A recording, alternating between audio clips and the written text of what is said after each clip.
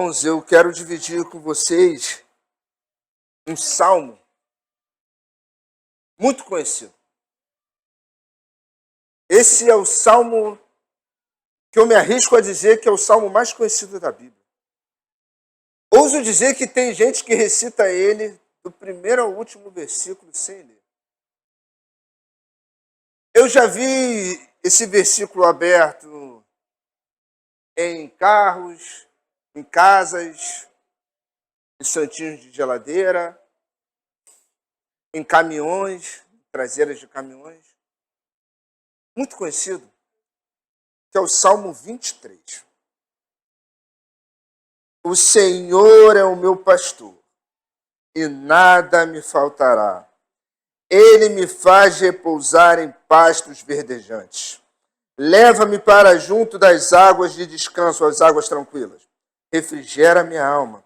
Guia-me pelas veredas da justiça por amor do seu nome. Ainda que eu andasse pelo vale da sombra da morte, não temerei mal algum, porque tu estás comigo. A tua vara e o teu cajado me consolam.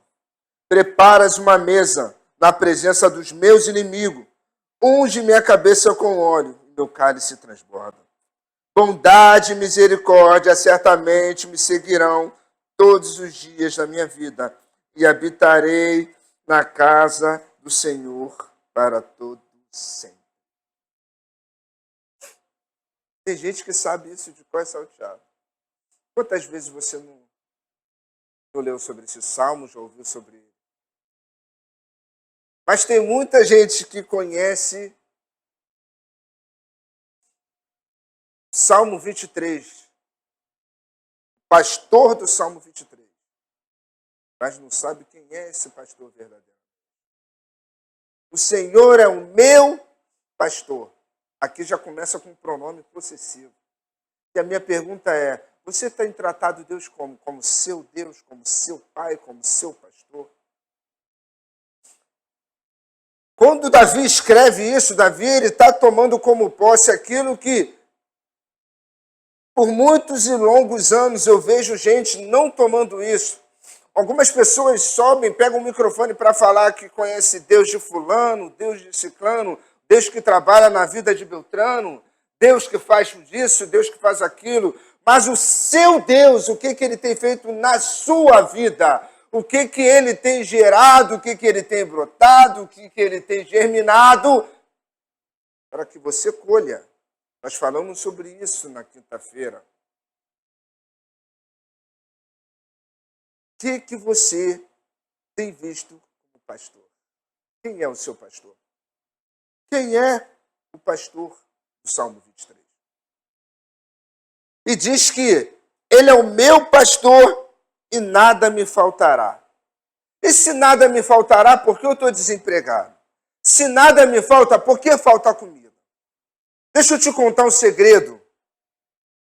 Nada não existe no hebraico.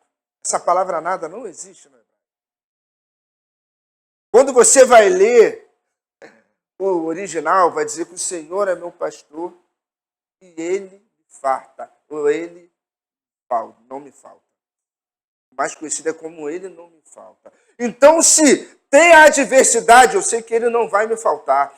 Se faltar tudo, ele não vai me faltar. Se faltar comida, eu sei que ele está comigo. Se faltar gás, o gás acabou, ele está comigo. Se o aluguel atrasou, ele está comigo. Não importa a adversidade, não é o que ele vai fazer, é a presença dele o tempo todo, independentemente do que aconteça na sua vida. É que ele não te falta. É ele que tem que ser o suficiente na sua vida. Isso tem deturpado a visão de muita gente a respeito desse pastor. De quem é esse Deus? Tem gente restringindo a Deus aquilo que Deus não faz, daquilo que Deus não prometeu. Deus fala que lança teu pão sobre as águas. Depois de quê? Depois de um mês? Depois de uma semana? De um ano? Não. Depois de dias. É dias, não determinou tempo. Pode ser dias e bota quantos dias você pode imaginar.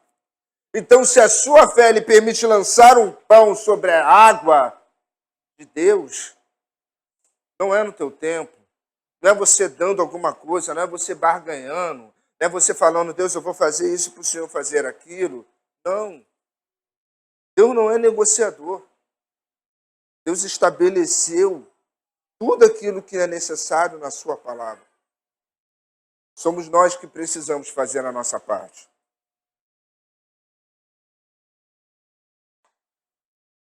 E Ele me faz repousar em pastos verdejantes. Tem gente que parece que vive a vida toda em pastos secos. E me permita voltar no primeiro versículo. Só entende quem é o pastor do Salmo 23, quem é a ovelha. Porque deixa eu te contar uma coisa. Tem muita gente que entra e sai pelas igrejas, mas não sabe o que é ser ovelha. Eu tenho uma revista do seminário que eu recebo mensalmente, e uma pesquisa, uma reportagem ali, tinha uma pesquisa de que 38% dos pastores sofrem de crise de burnout, de estresse. Porque uma frase do repórter de um pastor que ele falou: não adianta a gente querer ser pastor de pessoas que não são ovelhas, que não sabem o que é ser ovelhas. Então, se você não entende o que é ser ovelha, nem a figura humana, nem espiritual desse pastor consegue nortear você a pastos verdejantes. Por isso que tem gente que parece que sempre vive num deserto. Por isso que tem gente que está sempre vivendo em pastos secos. Tem gente que nunca está satisfeito. Entra e sai por portas, sempre tem reclamação. No fim, que está em lugar nenhum. Nenhuma palavra que traz contento, que alegra. Faz com que ela se agrade. Ela quer ouvir o que quer. Acha que tem que ser tudo da concepção da sua cabeça, ou do seu entendimento. E não experimenta o descanso. E ele leva as águas tranquilas e refrigera a sua alma. Eu já falei sobre as janelas espirituais aqui. E sobre as janelas que são acessos espirituais, são os 5. Vocês lembram quais são os 5? Olfato, audição, paladar, visão, tato. São as 5 janelas espirituais de acesso ao reino espiritual. E o mais engraçado, que dessas janelas, quantas ficam no seu crânio?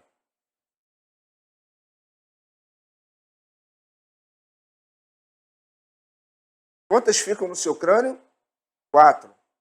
Concordam? Visão, audição, olfato, paladar. A minha pergunta, você sabe onde fica a sua alma no seu corpo? Você sabe onde é a sua alma? Sabe, irmãos? Porque tem gente que tem morte cerebral, mas consegue o coração ficar batendo, ou vice-versa. A sua alma está atrelada à sua mente, à sua psique. Aonde tem mais janelas, é aonde as oportunidades do Espírito Santo, com a visitação dele, ter mais acesso à sua alma. Mas o maior problema nosso hoje é dar acesso a quem não devemos, a ouvir aquilo que não devemos, a falar aquilo que não é para falar, olhar para onde não é para olhar. E quando sente cheiro estranho, tentar discernir que precisa se afastar. E você se torna vulnerável. E vive uma alma cativa a demônios, não experimentando o refrigério que esse pastor te leva. Ele te guia pela vereda da justiça por amor ao seu nome. Qual justiça você tem exercido na sua vida? Qual tipo de justiça você tem visto em certas situações na sua vida? Qual é a justiça que você tem exercido? Qual é a justiça que você tem exercido com aqueles que têm errado contigo? Qual sentença você tem lançado sobre elas? Se você é ovelha e tem sido pastoreada por esse pastor que tanto falamos em nossa vida, replicamos, colocamos a Bíblia aberta em casa, já cansei de ver casa de crente, irmão. A Bíblia não é para ficar aberta na casa pegando amarelando, pegando poeira. É para estar sendo folheada. Não é aberta numa estante que vai acontecer alguma coisa. Eu acho que as pessoas confundiram, né? Que a Bíblia fechada é um livro, ela aberta é a boca de Deus. Mas ela aberta é a boca de Deus com você falando, você lendo, você ouvindo. Ou com alguém transmitindo ela para você. Porque ela, por si só aberta, ela não vai fazer um efeito se você não for o transmissor dela, ou o ouvinte. Então, se você entende que a justiça de Deus não está baseada naquilo que você quer, a justiça de Deus não está baseada naquilo que eu entendo como justiça. Estava eu conversando com um amigo de trabalho, essa semana. E eu perguntei para ele o que é justiça para ele. O que é justiça? Porque ele acha que a justiça de Deus, ela não é mais justa que a justiça dos homens. Eu falei, que aberração, nunca ouvi uma aberração tão grande na minha vida, nesses anos todos. Por que Deus permite que um homem que viveu, olha o exemplo que ele usou, uma vida totalmente dissoluta, só porque ele está à beira da morte, olha para o lado, reconhece quem ele é, pede para entrar no céu e vai para o céu. Esse cara nunca pregou, esse cara nunca jejuou, esse cara nunca evangelizou ninguém, nunca teve que renunciar a nada, nunca teve que abrir mão de nada, ele nunca teve que perdoar 70 vezes 7, ele nunca tomou na cara para virar a outra face para ver, ele nunca exerceu nada. E teve a oportunidade de ouvir, ainda hoje estarás comigo no paraíso. Que justiça é essa?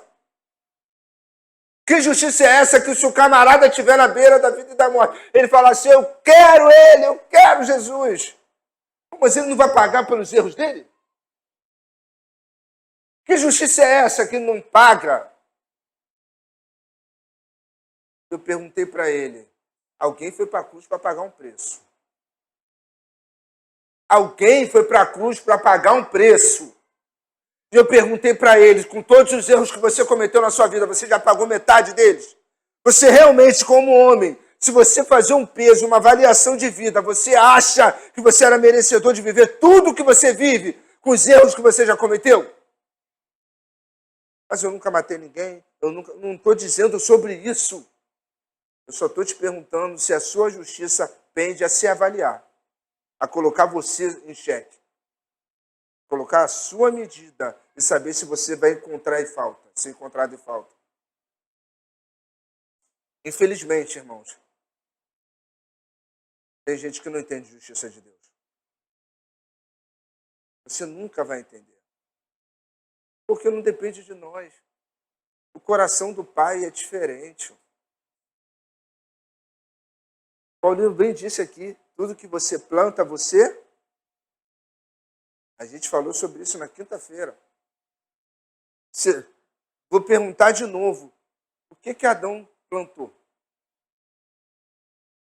Adão chegou no jardim pronto, irmãos. Não plantou nada. Os hebreus, quando chegaram em Canaã, plantaram o quê? Então os desígnios de Deus não é para que você e eu façamos medidas de quem Deus trata bem, ou de quem Deus trata melhor, de quem Deus tem um carinho. Não. Se você se achegar a Ele, Ele vai se chegar a você. Se você se entregar a Ele, você vai experimentar coisas extraordinárias.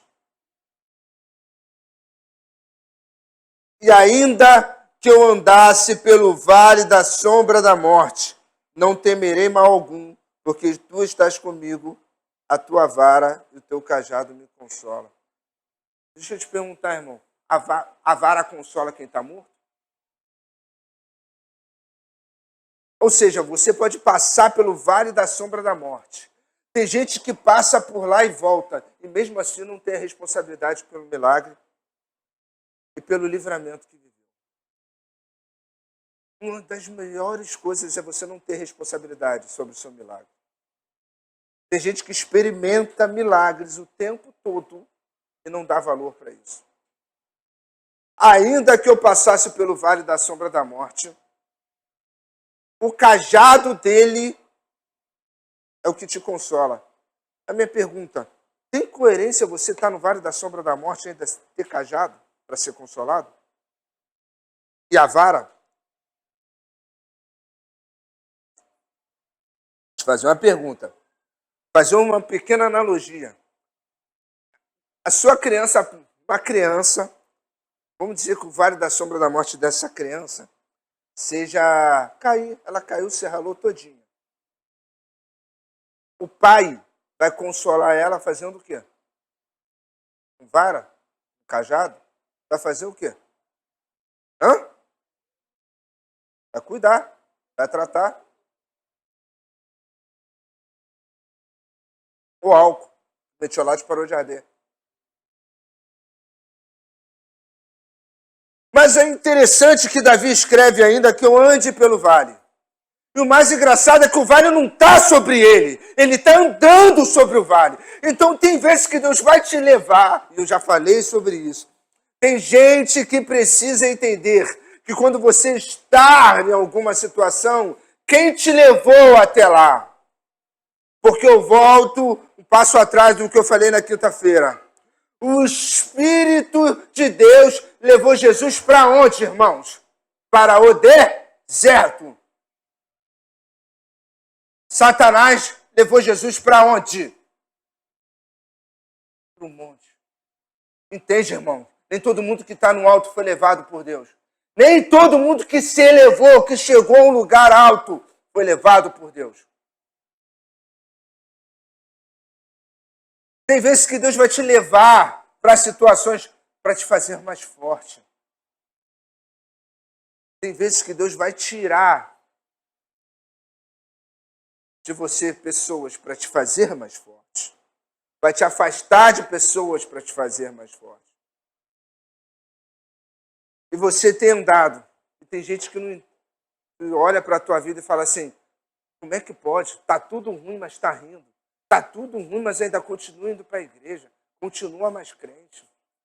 Eu não vejo essa pessoa chorar, eu não vejo essa pessoa cabisbaixa. Essa pessoa está vendo o tempo todo você passando no vale da sombra da morte, no vale da falta, no vale da pobreza, do desemprego.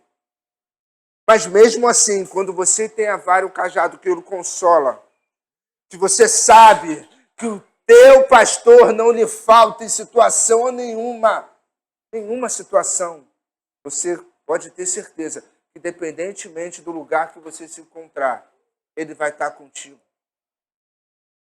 Ele não vai te abandonar.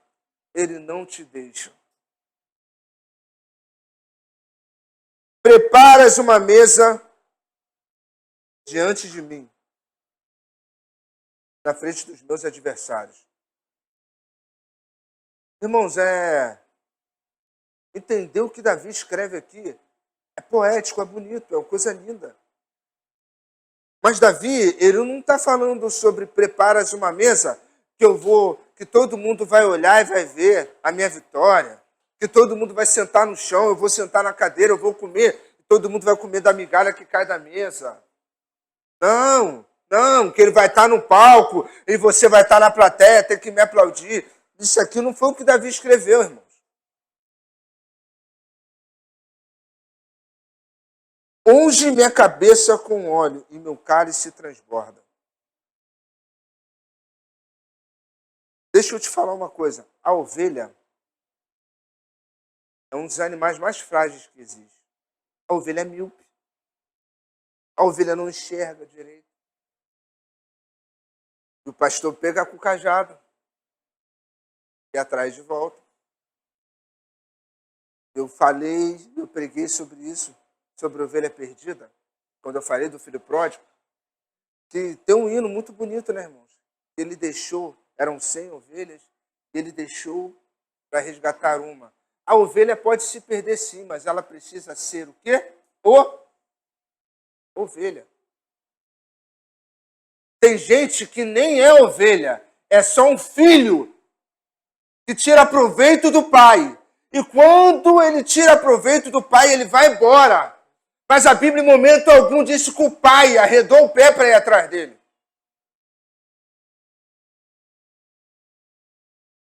Porque a ovelha é totalmente dependente do pastor.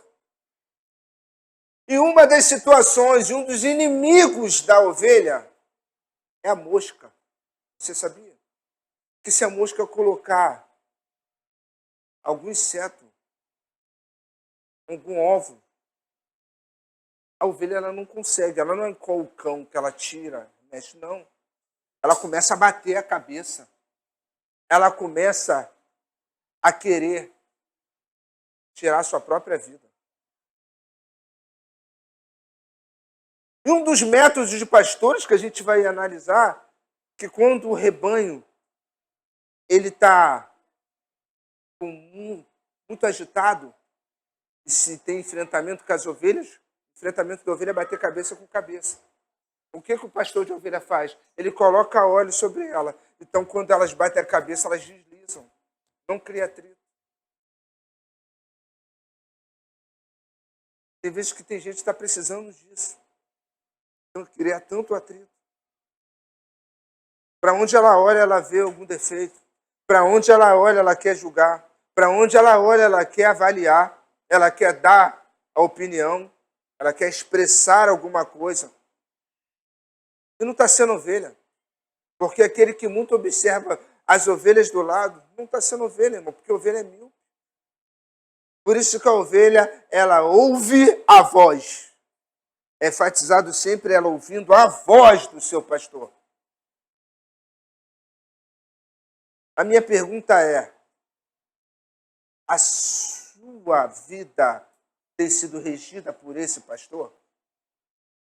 Ou você tem escolhido fazer do teu jeito, da sua maneira, do jeito que você quer? São escolhas que nós temos na nossa vida. E tem gente que se perde o tempo todo e não tem o cálice transbordando. Não vive, não sabe o que é viver gozo, o renovo e ter o cálice da sua vida transbordando. Mas não é de dinheiro, não. Não é de você estar com o teu armário cheio, com a tua conta robusta, não. O cálice transborda de você deitar no seu travesseiro e sentir a visitação do Espírito Santo. Você entrar por essas portas e ser tocado pelo Espírito. Você está no seu trabalho, está caminhando, aonde você está, você sente o vento do Espírito na tua vida. O teu cálice está transbordando. Você chega perto de pessoas, pessoas falam para você, tem alguma coisa diferente contigo.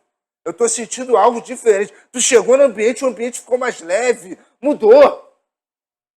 Tem algo diferente contigo, o que houve? O cálice está transbordando. Você chega perto da pessoa, você começa a falar a palavra de vida para ela e ela fala, eu precisava ouvir isso. Você não tem noção do que você fez. É porque teu cálice está transbordando a ponto de dividir. Não é a ponto de você abrir a carteira e comprar algo para alguém que está precisando. Não! Não é você tirar da sua despensa e dar para alguém, não. É você pegar a despensa de Deus e entregar para alguém. E essa pessoa falar assim, eu precisava tanto, eu ia me matar, eu estava prestes a fazer qualquer coisa, mas agora que você falou essas palavras para mim, mudou a minha vida, me norteou, eu precisava ouvir isso. Não sei se você já teve essa oportunidade, mas eu já tive. É tremendo, irmãos. Você acha que é uma simples conversa, você acha que é um simples trocar de ideias. Mas quando o teu cálice está transbordando, é tão natural que o Espírito Santo flui. E você começa a trazer da despensa de Deus alimento daquilo para quem tem fome. Porque tem muita gente lá fora com fome. Então, se você ainda não tem vivido isso, irmãos, comece a buscar que teu cálice se transborde. O teu cálice precisa transbordar. Porque se você só tem para você, irmãos, você não está cumprindo o ID de Deus, pregar o evangelho a toda criatura, até que ele venha. Esse é o propósito das nossas vidas. Conclamar, anunciar Jesus. Esse é o maior objetivo. Sabe por quê? Porque Jesus, ele abriu mão do seu trono da eternidade, ele abriu mão do seu trono durante um tempo para vir para a terra, para não te perder pela eternidade. Você tem noção do que é isso? Um rei largar o céu, largar o seu trono, se tornar um ser humano, caber nessa capa de carne e osso, abrir mão da sua glória durante um tempo, só para não te perder para a eternidade? Você tem essa noção? Que ele largou tudo para sentir dor, humilhação, só para ter eternidade contigo? Esse é o Deus que eu e você servimos. Bondade e misericórdia certamente me seguirão todos os dias. Você tem vivido a bondade e a misericórdia? Eu tenho vivido, irmão. Todos os dias que eu abro os meus olhos, eu tenho a certeza que é a bondade de Deus. Porque eu não sou merecedor. Mas quando eu abro os olhos pela manhã, eu posso ver que eu estou vivo, respirar o ar, olhar para a minha família, eu estou vivendo a bondade e a misericórdia. Porque eu não sou merecedor, nós não somos merecedores. Mas a misericórdia dele te segue todos os dias. E a minha pergunta é, se você é uma ovelha que tem vivido, passado pelo vale, tem experimentado algo de Deus, qual o efeito dessas coisas tem feito com que as pessoas se aproximem de Deus através de você? Estamos no mês 9, no mês de setembro. Essa era uma pergunta que eu ouvia muito na Assembleia de Deus em todo culto jovem. Quantas pessoas você já ganhou para Jesus esse ano? Para quantas pessoas, ou melhor, você falou de Jesus esse ano? Para quantas pessoas você conclamou a vinda de Cristo esse ano?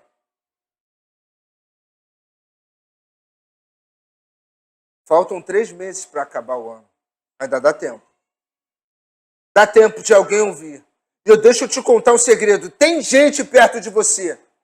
E não é uma nem duas, é muito. A Bíblia vai dizer que é uma nuvem de testemunhas. Então tem muita gente para falar, tem muita gente para ouvir daquilo que Deus, das maravilhas que Deus fez na sua vida. E daquilo que você precisa dividir. Do que Deus fez na tua vida, daquilo que Ele mudou, da história que Ele mudou, da reviravolta que Ele fez, da cura que Ele liberou, do milagre que outrora você mesmo esqueceu, mas Ele não esquece. Eu conto essa história aqui. Um dia minha tia, que foi mãe com 41 anos, sonhava em ser mãe, foi mãe. Casou aos 40, foi mãe com 41. Ela amava o filho dela e eu via o amor que ela tinha. Mas ela esqueceu o filho dela no carrinho de supermercado. Ela conseguiu fazer isso. E no dia, quando ela contou para mim, eu falei assim, é por isso que Deus é tremendo. Ainda que uma mãe se esqueça de um sonho de 40 anos, todavia, eu não me esquecerei de ti. Irmãos, ela gerou. Foi algo complicado por conta da idade, diversos fatores que as mulheres sabem melhor do que eu disso. Mas ela esqueceu. E quando ela se deu conta, ela estava em casa, colocando as bolsas, chamando ele, com 2 anos. Quando ela olhou, cadê meu filho? Quando ela correu, ele estava sendo o centro das atenções no mercado, com as caixas, tudo brincando com ele.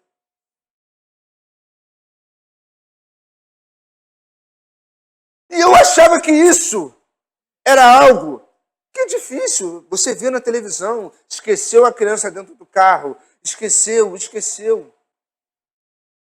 Mas ele não se esqueceu de você. Ele não se esqueceu da promessa que fez para você. E ele não se esqueceu de todos os compromissos que você estabeleceu diante desse altar ou de qualquer outro altar, seja o altar do teu coração. E que você até hoje, dia 22 de setembro de 2024, você ainda não cumpriu. A Bíblia vai dizer que é melhor você não firmar compromisso nenhum com Deus, irmão. Se você for fazer sacrifício de tolo, como Isaías fala, você nem firma. A gente vai entrar num propósito. E se você tiver a noção disso, cidades, países foram transformados através de uma conclamação de jejum e oração. É falado durante muitos anos que Deus está trazendo o avivamento para o Brasil. Eu quero fazer parte disso. Quem quer fazer parte desse avivamento? Quem quer ser peça fundamental nesse avivamento? Mas para isso você precisa ser ovelha. Para isso você precisa entender o pastoreio. Para isso você precisa entender o cajado e a vara. É para te consolar. É para te trazer consolo, norteamento. Para quando você errar, entender que Deus tem um carinho e um amor por você. Comece a chamar o seu pastor de seu. Ele é meu pastor, ele é o meu Deus. Ele é o meu Pai. Crie essa relação íntima com ele. Mas para criar isso é só com o quê, irmão? Como é que você cria intimidade com Deus? Fazendo o quê? Hein? Orando, jejuando e lendo a palavra. Você não pode falar de quem você não conhece. Você não pode falar de quem você não tem intimidade.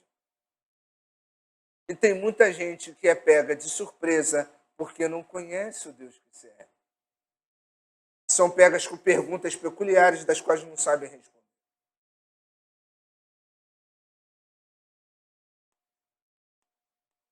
Tem ateu que sabe fazer perguntas muito bem construídas. Porque se você não souber responder... Pior coisa é que você pegar um desviado, irmão, que foi usado por Deus tremendamente. Parece que ele pega tudo aquilo que ele aprendeu para tentar demover você de ser crente também. Que se você não conhecer o Deus, o seu pai, o seu pastor, ele consegue te convencer. Ele vai te fazer perguntas que vão te confrontar. Mas se você for íntimo dele, você vai ter todas as respostas.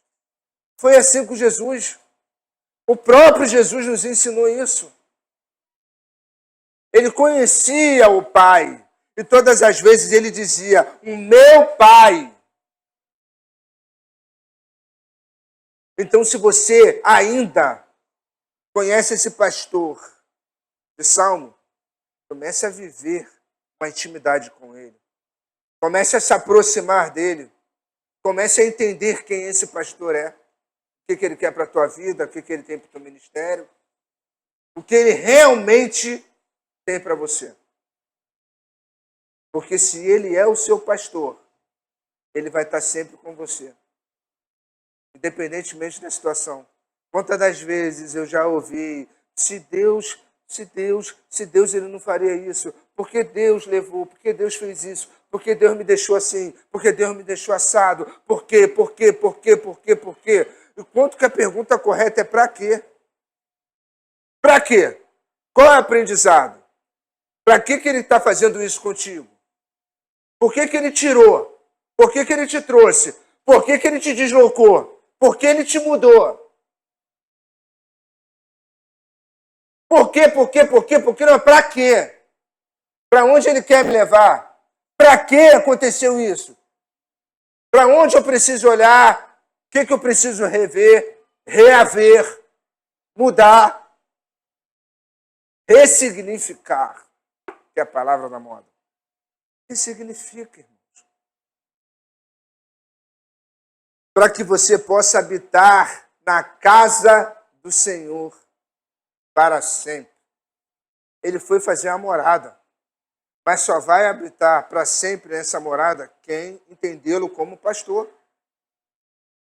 Quem tem essa noção, independentemente do que aconteça, possa estar no pior momento da sua vida. Você lembre que ele é o seu pastor e ele nunca vai te faltar. Não são coisas que determinam Deus na sua vida. Vou falar de novo, não são coisas que determinam Deus na sua vida. Mas é o que você faz com as coisas que Ele te dá. E o que você faz com as coisas que acontecem na sua vida. Porque tudo na sua vida, tudo é permissão dEle. Tudo. Até quando você está na desobediência. Tudo. Porque se Ele quiser te levar, tirar com a tua vida, Ele tira. A sua vida é dEle. Pertence a Ele. A chave da morte e da vida está na mão dEle. Tudo. Mas para aqueles que são ovelhas. Se você é uma ovelha, tudo que lhe acontece é por um propósito. É para te levar a um nível maior.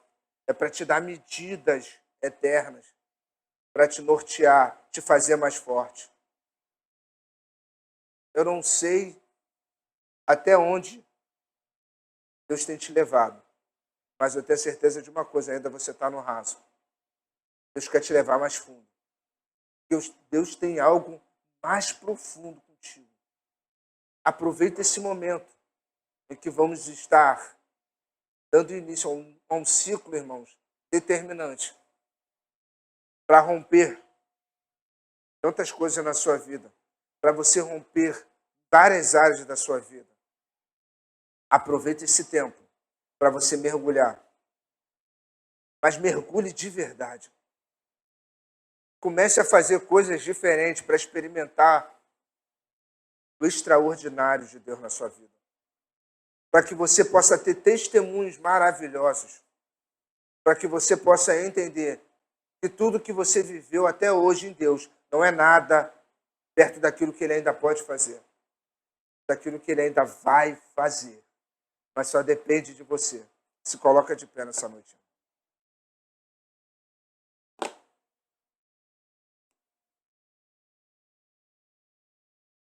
Que a partir de hoje, você possa conhecer o seu pastor, possa chegar, se aproximar, ser tratado, ser tocado por Ele. Deus Pai, Deus Filho, Deus Espírito Santo. Muito obrigado por essa oportunidade de estarmos, Pai, entendendo que o teu pastoreio, Pai, é a melhor coisa que nós temos na nossa vida.